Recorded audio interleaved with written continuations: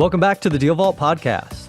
If you're a real estate investor looking to scale, secure funding, and learn from real deals, you're in the right place. I'm Greg, and together with Nate and Sarah, we'll sit down each week and break down market trends, funding strategies, real deal stories from our investors. Now, if you're ready to unlock knowledge, relationships, and capital you need, let's open the vault. Welcome back to the Deal Vault podcast. Today we have Peter with us. Thanks for joining, man. Absolutely. We'll do a little introduction to you in a minute, but first things first. This is really important to know, and I'm glad to hear that Nate was roasted for his choice in this. Mm-hmm. Home Depot or Lowe's, and I'll give a little caveat. You've swung a hammer a time or two in your life. Like you know your way around a lumber yard. You know how to use a hammer. You built a couple things. So like you've done more than I have, but like we talk about, I like to do that on the weekend, is build a thing and swing the hammer, use the drill. You got a project to do this weekend. Where are you going? Or wild card, Menards. We have Menards inside. Lowe's. It's always been Lowe's for me. And conveniently enough, the house that I live in right now with my wife, there is a Lowe's right around the corner. So I'm there all the time. One of my favorite stores to go to. I go nuts. So what's your backstory as to the why? Because I think that's always interesting too. People that usually have a specific reason if they pick one or the other. Sure. Absolutely. Growing up, my father always involved me in any house projects, whether it was car work, doing house repairs, whatever. So I learned from him. He had like a shop, lots of tools in the garage. I do now in his footsteps. And then over all the different, jobs I've had in the past, one of them I did work for my uncle, who's a general contractor. Okay. I learned a ton of stuff from him. My favorite trade is going to be carpentry. Okay. Carpentry. Dude, carpentry it's so satisfying. Like plumbing, you don't see it, right? And congratulations, it doesn't leak. It does the thing that it's supposed to do. Like you don't see, but carpentry, that thing wasn't there and now it's there. Yes. And like there's nothing better than you do this whole thing and you get to the other end and it's square and plumb. It's the best. Nothing better. Fortunately, I'm just gonna let you know you're gonna be heckled. The word is now out that you're a Lowe's guy. Nate has been heckled. He actually has had a couple borrowers bring that up. They're like, we thought you were cool, but we'll still do loans with you despite being a Lowe's guy. The parking lot drives me nuts. Well, he might be going to a different location, but I think, maybe they'll give you a pass because it's like a sentimental reason. Like it sounds like that is with your dad. Can have that. You were like born bred Lowe's guy. Like there was no way you were gonna have the same feels walking into a Home Depot. So That's I think fair. Nate didn't give that explanation. It was more like logistics. I just like it better. But I think maybe you'll get a little Dad nicer did it. We were treatment. working My on the. uncle, yeah. Yep. You have family roots as a Lowe's guy, so We'll allow it. That's good. Your borrowers may not. I can't speak for them. Just stand by. Can't hold it against for them. the heckling. They all have our preferences. That's funny. So, hey, give us a little background. You gave us a little bit there. You've done some contracting. You have done some other fun things. Tell us about that. What were you doing right before you worked here? Right before I worked here, I worked for a small delivery company, and then wind the clocks back before that, I worked for my uncle. I also worked construction a little bit, like laying underground power lines for new developments, like neighborhoods that are being built by builders, probably similar to some of our clients, that like to do ground up construction. I was like in their streetlight department. So we'd run power cable to where houses are to be built, and we would also run power cable along the streets for the streetlights that are going to get put up. And then we would also erect the streetlights themselves once all the power was underground. I did not know that. Yeah. I like it. There's also another fun, interesting fact. You're an Eagle Scout. Correct. Yes. That is cool. Right around when I graduated high school, I Eagle Scout. Correct. That ain't no thing. Like that's getting after it. I know very few people that have made Eagle Scout. That's cool. Well, I appreciate it. It was a lot of fun. Learned a lot. Yeah. Learned a lot. Yeah, I feel like Eagle Scouts, that's kind of what they're training for, but like you get into stuff and you're like, I can solve this problem. whether you've actually solved it or not, like I can go figure the thing out just I'll find the tools, I'll find the answers and get it done. I mean, that's what I've seen with the few Eagle Scouts that I've seen that have actually done the full path. So I like that about you, Peter. Cool. So here's what we're going to talk about today. I'm excited to hear your insight on this. You're getting after it. You're hitting the streets, talking to borrowers all day, every day, helping them grow their portfolio. And a lot of these people are new to LoanBidz. They're new to Peter. They don't know and trust you like a lot of your clients do after they've closed with you. And that's fine. You have to build trust from scratch always. Like that's how that works. But with that comes objections. Well, what's up with that? Like, why is it this way? I don't know about you, which is fair enough. They haven't done a deal with you. You could be, big scary guy until they get to know you and you solve a lot of problems for them and you close amazing loans and help them grow their portfolio. What objections are you seeing on the streets daily from investors, and how are you navigating that with folks? Well, obviously we have multiple different financing products that we offer, namely, like rehab bridge loans for that burst strategy, fix and flip. Also, we offer that DSCR. One objection that I quite commonly hear, more so from new clients that I meet and bring on the DSCR side of things, is what's going on with this appraisal fee? It's more expensive than what I'm accustomed to. Peter, why is my appraisal so expensive? Come on, I pay $200 to Joe down the street. Why is yours more money? Well, it is for multiple reasons, and really it's to protect all parties involved in the transaction. It protects both the investor as well as the lender. Here's why. If Mr. Investor goes to Joe down the street who's willing to do it for That's $200, my cousin, though. Come on, man. no, well, sure, I'm sure he's a great guy, but I wouldn't want you to pay $200 to Joe for an appraisal that the lender can't use because it doesn't include the information that the lender requires to be in the appraisal. Because then you might just keep paying for appraisal after appraisal with your cousin, your buddy, whoever. The lender can't use it. I don't want you to waste money. So we use appraisal management companies that have panels of qualified appraisers that know how to complete the appraisal report and include the things that a lender needs to see in underwriting review, so that we make sure that when the investor pays for that appraisal, it can be used by the lender themselves. Yeah. The other thing too is, well, the investor obviously would not want the lender to be cherry picking an appraiser that may have a tendency to undervalue a property. So it also protects the investor that way. The lender's not hand selecting an appraiser. In the same way that the borrower can't hand select to overvalue the property. Exactly. Like nobody gets to play that game. Like it's an even playing field, which is worth stating. There aren't lenders out there saying, "Oh, give me low values." They want to do good loans on properly valued properties, not Indeed. highly valued properties, not low valued, properly valued properties. Correct. Yeah. So for that reason, that's one of the reasons why if you go to your buddy down the street, you might get a lower appraisal fee. But involving a third party appraisal management company that is not involved in the transaction of the real estate ensures that it is an unbiased appraisal. And on the DSCR side of things as well, we're not just asking the appraiser to give us an opinion of value. We're also asking them to complete a market rent report to give an opinion of fair market rent in the area. And when it comes to DSCR financing, as I'm sure our clients are aware, we're not looking at investor debt to income personally or for their business.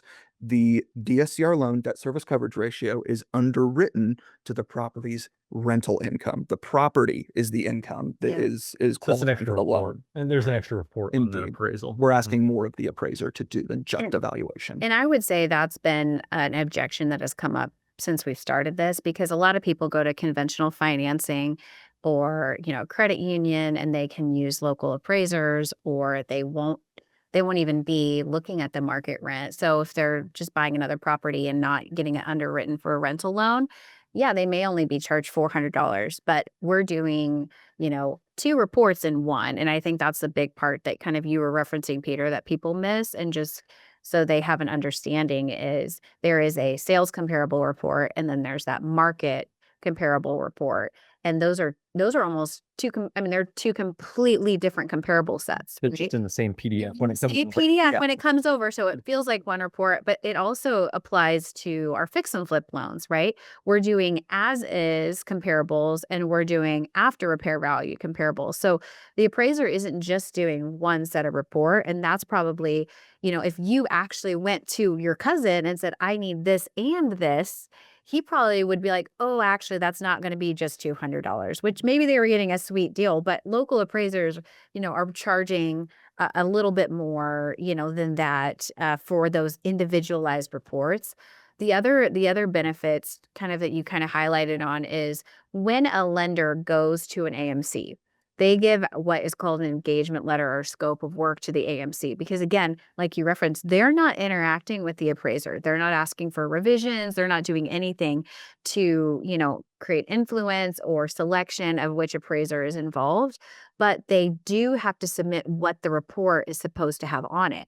So it is protective of, the investor too, is like, hey, if this appraiser does not do what they're supposed to and does not provide all of the information, it is audited by the AMC, and they're going to push it back to the appraiser to make sure that they correct the report so that when it's delivered, like you said, it will go through underwriting without being impacted or cost more money or have any of those issues. So it does protect the investor to make sure that the report that they're paying for is actually what's going to meet the lender's requirements, not just have their name on it, but actually have the information that they want on it. So, and another component, which I think is really helpful. I mean, maybe if you're working with your cousin, you can heckle him and be like, give me this report now.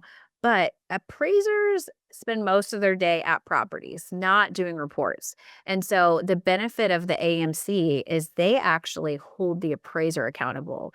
And there have been many times where an appraiser will not deliver the report by the due date, or they just kind of go AWOL or throw out the family had an emergency. It's like, wow, there's a lot of appraisers having family emergencies immediately when the report is due. The AMC will say, hey, if you don't give us this report, we won't give you orders anymore. And we've had them also, if an appraiser does not deliver, they will reassign the order to a new appraiser at no cost to the borrower. So there is protection on both sides, that going to a local appraiser, you may not get, maybe you really like your cousin, but honestly, I know people that have worked with family, and sometimes they'll drag their feet longer and be like, oh, it's family, they'll be fine. So I think that can hopefully help support if you are an investor and you do talk to Peter or any one of our other team members, and your first thing is, man, that's a lot of money. Is like, this is the why behind it. And it is meant to protect you, to protect the lender, make sure everything gets done appropriately and on time. And you are getting two reports in one. I think that's a big part that from the beginning, people didn't know that. And if they were going to buy a property for themselves or not doing a rental loan or a fix and flip loan, you would only need the sales comparable report, which, it could be $300 to $400, a lot cheaper, but we need to give you the advantage to not look at your DTI and do these secondary reports as well. So, Perfect. Well, Peter, I am now very comfortable with getting this appraisal, but I have some other objection. What's the next most common objection that you're kind of seeing as you're engaging with new clients that don't yet have that trust in us? I would say one objection that I have, given recent world events, so this is very specific to right now, is June 10th, 2026. correct. The time stamp. And that is, wow, I didn't think that the rate was going to be that high. Well, mortgage rates do track, various markets, in many cases, treasuries. And, we could get all into what affects treasuries and whatnot, but maybe that's too much into the weeds. Really, just the bottom line is mortgage rates are going to have basically a spread above wherever the treasury is. So as treasury goes up, so do mortgage rates. And as treasuries come down, so do mortgage rates. So during certain times like we are in right now, where rates have gone up, not crazily, but some, the rates I think are just a little bit higher right now than what some of your high volume investors have been used to, maybe 6 months ago. Yeah. Yeah, 6 months ago, it was the 5-year Treasury. Let's not even just say your mortgage rate. The 5-year Treasury was at its low almost 75 basis points. So that's 0.75% lower than where it is today. I haven't checked it this morning, but yesterday it was 4.25, and Correct. it was as low as 3.5. Like right, it was, maybe slightly over 3.5, but 3.5. That's not mortgage rates. It directly affects that, but that is where that came from. And actually what I see from our lenders is they do their best to hold, number one, see if that treasury movement is going to be resilient and stay. And then they do have to capitulate, but they'll compress their margins, say, we want to deliver stability to the borrower.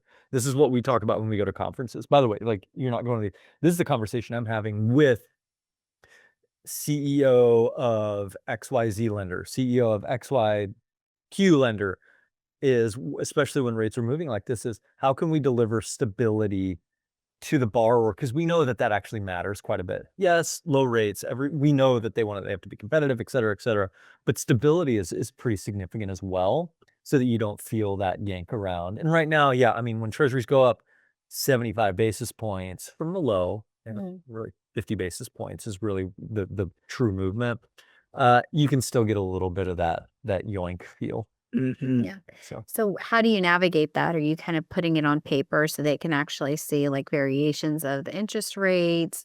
Like what's your responsiveness to a new investor, right? Or the ones that are listening that are like, it does feel like rates are higher. What does that look like on this property? How can I make sense of that? How can I monitor that? What's the best pathway for them? What are some of the things that you're telling those borrowers? Various. I mean, it depends on the exact situation. Is it a purchase transaction? Is it a refinance transaction? One thing that I'll do is I'll just kind of snapshot the treasury itself online and say, hey, here, this is a product that's not even mine. This is from a news outlet that shows you where the treasuries are. Say that you were accustomed to a rate at X at another lender. And I say, okay, well, when was that quote from? Oh, it was from 6 months ago. Snapshot the treasury, email it over and say, okay, well, the treasuries were here and then now they're here. So you feel free to go back to that other place, see where the rates are today, but that's an outdated rate for possibly an entirely different transaction. Yeah. I also explained kind of what we just talked about with how, like you said, treasuries directly affect mortgage rates. Mortgage rates typically kind of index the treasuries. Just talk about that. But the advice that I have for my clients, if they're on the fence on maybe moving forward with what does a refinance look like for me right now, or what does my cash flow look like on this new acquisition? Yeah. My advice always is, if you have a good cash flowing deal in front of you right now, where rates are today, there's no better time than the present to move on it. And then what we can do together is monitor where the treasuries move, because they directly affect mortgage rates, and then see if some point in the future, whether that's months, years, whatever, would it make sense for you to then refinance into a lower rate and take advantage of a dip in the market? Well, and that conversation really can get really big picture, like long-term real estate investing. If you can afford it today, especially like when you get it locked in on 30-year debt, whatever your rate is, the other piece of that is you're actually locking in today's dollar. And what we do know is inflation is real. It's been way more prominent. So average Joe that maybe wasn't privy to it is now privy to it. But we all know that guy that bought properties in the 80s, and you're like, well, man, I mean, they were cheap back then. They were the same expensive, right? I mean, relatively, you could argue maybe they're more expensive, whatever, but inflation is the big piece. And if you can afford it to get into that property today and it cash flows, you're locking in today's dollar, and you're kind of freezing inflation where it's at. And basically every bit of inflation beyond that, at least for that asset, the assets that you own, you actually benefit from that inflation, is really what that story is telling. Again, if I mean, it wasn't that long ago, 2023, rates were meaningfully higher than where they are today. There were deals that didn't pencil because of that. Like, it was borderline, we're like, this is going to be really tough. that's a different conversation. But rates are not that high today. Like we're still in the sixes on a lot of deals, in the low sixes on some. Again, we're in June of 2026, just to help anchor that with reality. But if you can get it to pencil, boom, I am freezing inflation on today's US dollar, and it's going to get inflated away. I mean, we're a debtor nation. It is what it is. They're going to inflate the US dollar away. Take advantage of that. That's what's happening when you have that conversation. That's not Peter saying, just do it. Just do it. It's, hey, if this makes sense today, lock it in. Like, let's get this, get your cash flow, like keep that property going. And in a few years, if it makes sense to refinance, great. If not, you're still on yesteryear's dollar, which is a huge deal. That's its own very long conversation, but it's good to see that you're able to like really show that to the borrower to get them comfortable with. I mean, it took us a second when we were doing our financing to digest. I mean, we got rates in the 3s and 4s, and it's in the 7s. Like takes a second to digest that. We were still purchasing a couple of properties right when the rate hike, the initial from the like extreme lows up into the 7s, like happened really, really quick in just like a few month period. Like we had a couple properties under contract, like personally. And again, we could have said, oh my gosh, like let's not buy these properties. But the underwriting like still made sense. It still mapped out, even though we had a couple properties that we managed to close in the 5s and then a few that were in the 7s. It was like, okay, well, it pins down that it still cash flows. And I think that's the one advantage is a part of the DSCR underwriting, like all of the expenses are going to be pinned down. Insurance, taxes, anything else that could impact that, like it's literally the ratio that we're looking at. So if it still cash flows, look at just some other options. Like we kind of worked on the prepayment penalty because we were like, well, you know, we could probably get this down out of the 7s. So maybe on this loan, we want to look at a lower prepayment penalty so we have the flexibility to do a rate and term faster than the one that, you know, we got at the lower rate that we don't really care if it's got a 5, 4, 3, 2, 1 prepayment penalty. So I think, again, making sure as an investor that in those moments, like when you hear the rate that you just, it's good that they're talking to you about it, but that they're thinking through, okay, they're asking the question, does the underwriting still work well? Okay, well, obviously you know that, so you're looking at that figure, but what are some other options if you guys want to come up with a game plan of having some flexibility if they want to wash it in more a shorter time period than just in the future. So yeah, I think that that's important. Just making sure we help support investors with not being like, I'm just going to stop, because that would have really sucked for us. Like we didn't just say, we oh, would have we're missed the done. property. I mean, It's we a got on great our property. we got under contract on that property in the rate. I mean, it was a loan, like we facilitated our own loan. Yeah. We were at like a 5 and we closed that at a 7.25. Yeah. And that was a little bit of a tough pill to swallow, but like Still what cash we do have now is the ability to have hindsight. Yeah. I'm really glad we did that deal and didn't get cold feet. Yeah, like was it like, oh my gosh, what's going on here? For sure. That's that instability in the market always causes a little bit of the fear, and you just have to stick to the fundamental. Yeah. And it's good to have somebody that's measured, like you, Peter, so measured. Eagle Scout. But really that can just like, hey, are the fundamentals of this deal still there? Let's do the math together. Would it be nice if we had a 3% loan? Sure. That doesn't exist. Here's where it's at. Treasuries explain it if you need the explanation, but does this pencil out today? If so, does it still make sense for you to do it? In our case, I mean, we had that massive swing, 2 whole percent on a 30-year loan. And we do now have the luxury of hindsight, and it made sense. Yeah. So it's just nice to have somebody measured to be able to pause and say, are the fundamentals still here? So, Peter, there was another objection that you brought up. I'll voice it. I want max cash out on this loan. What's your loan look like? Oh, great. Thanks, Peter. I see that your loan looks like this with this rate, this fee, and this leverage. That's what I asked for. I'm going with someone else. They had a much lower rate.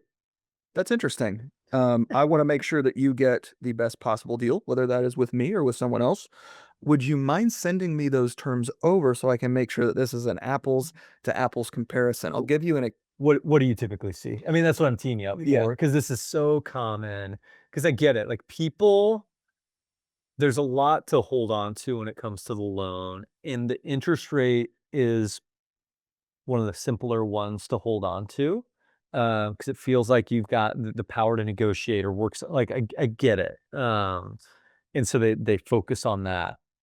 And the common thing is, in the scenario that you brought up, like, you can use that as an example. Like, what do we commonly see to where, well, you got this crazy lower interest rate than what we were able to provide. What's up with that? Absolutely. I actually have a recent example. I had a first-time client. He wanted maximum cash out of his rental property to refinance, then go scale into more real estate. But he said, no, this other guy reached out to me and he's getting me a much lower rate. And I said, oh, okay, well, please share that term sheet. He showed it to me. And I told the client, I said, you asked me for a max cash out loan. I provided that to you. This other guy is providing you a rate and term refinance at just 50% loan to value. With your payoff, you're not getting any cash out. You realize that, right? And the client said, oh, I didn't see that part. I just saw the rate. Something I see all the time. You get fixated on it. Yes. Do you imagine though if he went forward and was like getting the same loan that Peter told me, but Yeah. with your rate, that's what he had in his mind. It's not Not the same that's loan not the same. at all. Well, And then I actually took it a step further. I said, if your strategy has changed and you don't want cash out anymore, I can provide that. Here is a term sheet at the same leverage, same fee, same everything. I'm able to get you a lower rate than that on a rate and term. I don't know, like, do you want cash out or not? yeah, what is it? And it's just a conversation of like, what did your strategy change? If so, fair enough. Like, let's adjust to that. Let's have that conversation.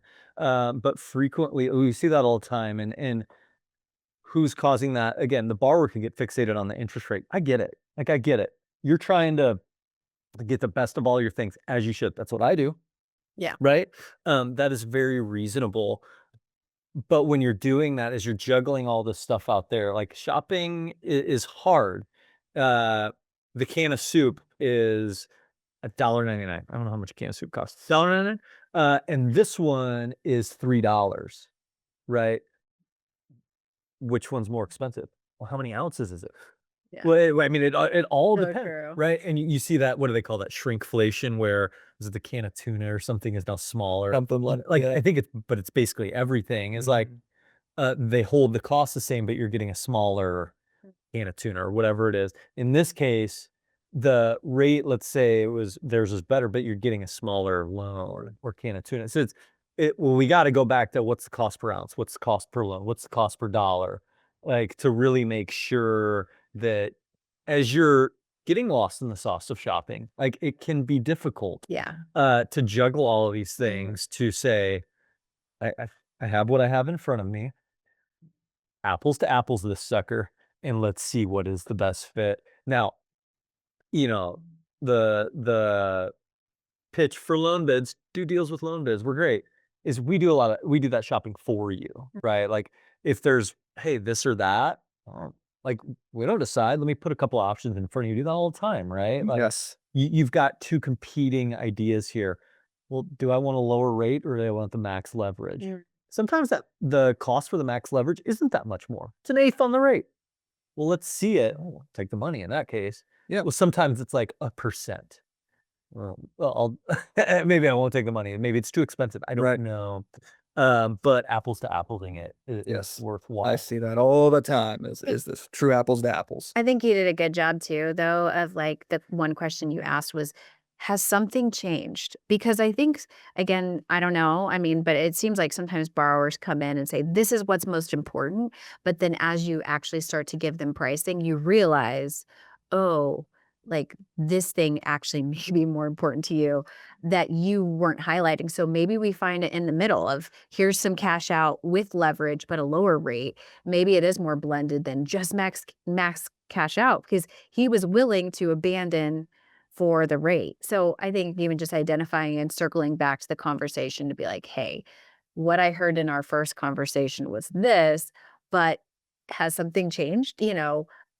do you want me to provide some more layers to this? Like, Totally reasonable. so I think that's a great thing of just, again, remembering like, hey, borrowers, like, we can provide more than just this one option. Like maybe there are two things that are pretty important that you would abandon for. Like we can kind of provide A, B, a blended option for you to be able to see that. But Mhm. sometimes borrowers think that this is the most important thing, but then when they're actually seeing it on paper, it might Yeah. be something else. And I'll dang you out here, Peter. We listened to one of your calls the other day in our sales meetings. Thanks for doing that. Of course. And I'll throw something out there is good to if I'm out who deciding who I'm gonna work with for a loan is like, are you experienced? Because the experienced guy, I mean, you've been doing this for a minute now. You talked with a gazillion borrowers. You've on paper underwritten a gazillion deals. Like you've played this game for a minute. You're able to catch on little words that a borrower will say that they're not even aware that they're saying. You're going to say, I think there's something there that you may not even really realize. Let me pull on that string a little bit and actually get down to what really matters for them that maybe you didn't even know. Well, hey, if you do this, did you know that there's an implication, like there's a cost that you weren't aware of and you just were going to go along with it. So just having that experience, like I got to hear that on the phone with you the other day of just catching one little word or phrase that somebody says that they weren't even aware. They're just speaking what comes to mind. And it's good to have somebody that can actually catch those little things from a loan guy perspective loan guy or gal perspective to say, there's something there that will affect this loan that I'm going to put in front of you that we're going to do together. And man, it's good that I caught that because we're going to pivot. We're going this direction instead of that. So I've got that on your call the other day. I forget what it was, but somebody said some little nuancy word. It's just like one single word, and it was like, "Oh, there's something there, and you don't even know it." That can be really useful, just to work with somebody that's got a little experience. Absolutely. Yeah. Yeah. That's awesome. So, And any parting like advice that you would give to, let's say, all of your investors that you work with or could work with are listening to you right now? What's like one parting piece of advice that you would give to those investors listening? that is a great question. That is a great question. Um, I would say um, don't lose hope in times where there may be a little bit of instability in markets. There's always new deals, and don't get attached to any acquisition deals. Mm. Always be comfortable walking away because it may look like a good deal at first. If you're on the fence, feel free to give me a call. We can walk through it, identify potentially any concerns. I have actually told some clients before, Yeah. let's find a better deal. This one doesn't look very good. It doesn't look like the profit margin's there. Walk Yeah. away. Yeah. No, So, Good stuff. cool. Well, Cool. thanks again for of joining course. us. Thanks for having me on. Nice. It's good to talk through a lot of like common objections. And again, if you're an investor and you're walking through those things right now, Peter's here to help and our team, just again to be the trusted advisors and really help you navigate all of the ins and outs of private lending to continue to build a strong portfolio, no matter what the season is like. If it feels like it's scarier right now, like we've walked with investors in similar seasons or walking with them right now and want to make sure that, you guys don't lose out on deals just because you're not, sure what to do. So Absolutely. thanks again, Peter. Yeah. Thanks for having me on. Yes. Sure. Woo. Thanks for listening to the Deal Vault. If you found value in today's episode, be sure to subscribe and share with another investor and leave us a review. If you're looking for help funding your next deal, you can always holler at us at loanbids.com. We'd love to help you on that deal. Until next time, keep building, keep investing.